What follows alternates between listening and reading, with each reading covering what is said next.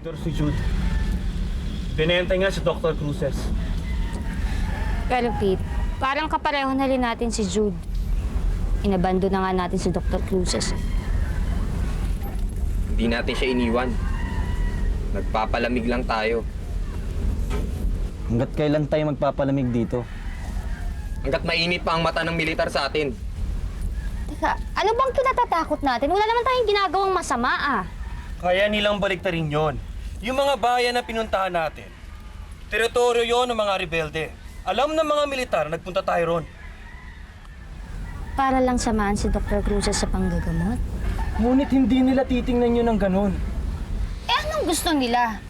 Kumilos tayo ayon sa gusto nila. May asawa ko. Ayaw ko sumabit sa gulo. Ito nga lang ginagawa natin ngayon. Delikado na. Bakit? Meron ba uling magtatraidor sa atin dito? Aminin na natin. Mga duwag tayo.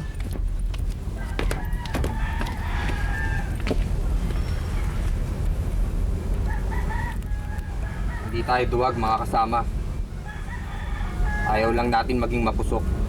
Tama si Magda. Mga duwag tayo. Nakakahiya.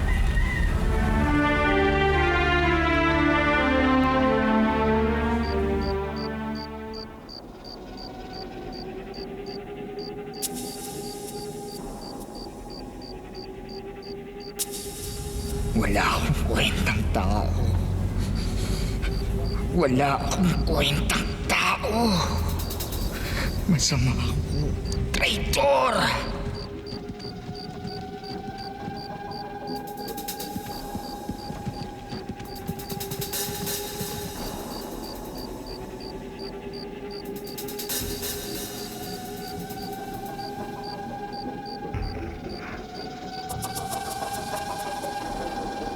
Traitor ka!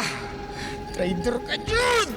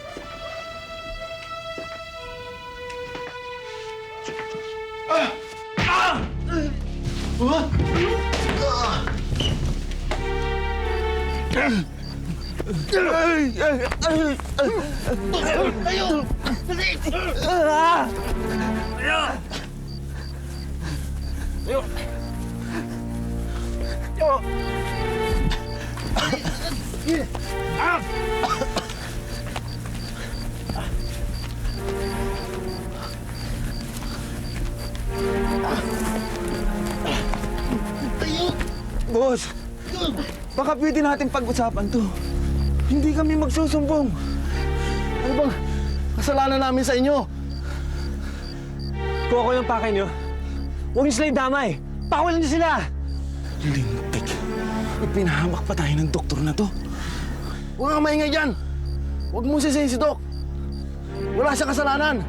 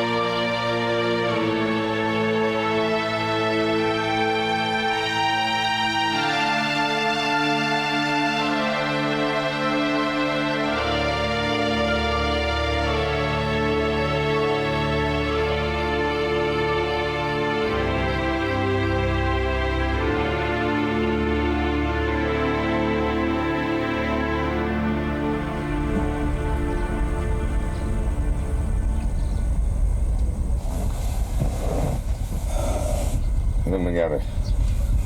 Okay na, Gob.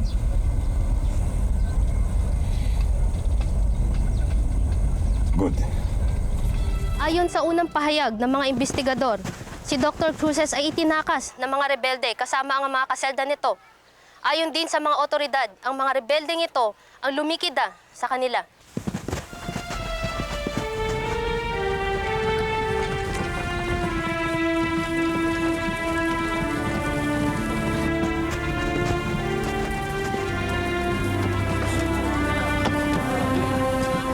Nagluluksa ang buong bayan ng San Felipe sa malagim na trahedyang sinapit ng isa sa hinahangang anak ng bayang ito. Sandali lang po!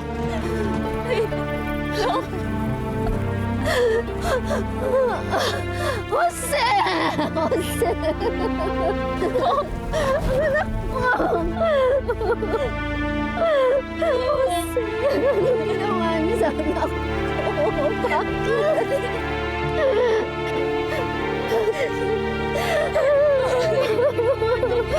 Jose!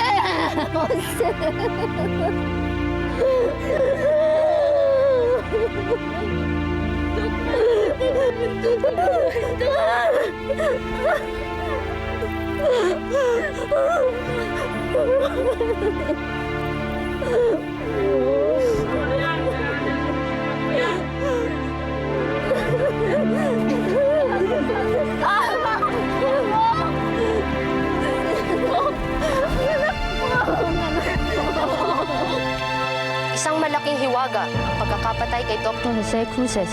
Pero madami sa mga nakausap natin dito ang nagkaroon na ng lakas ng loob na magsalita. At sila'y naniniwalang hindi na sayang ang pagkamatay ni Dr. Cruces. Naniniwala silang mabubuhay siyang muli sa kanilang mga puso at alaala. Ugali ng una naman ang maganap na sinuman, di papasok sa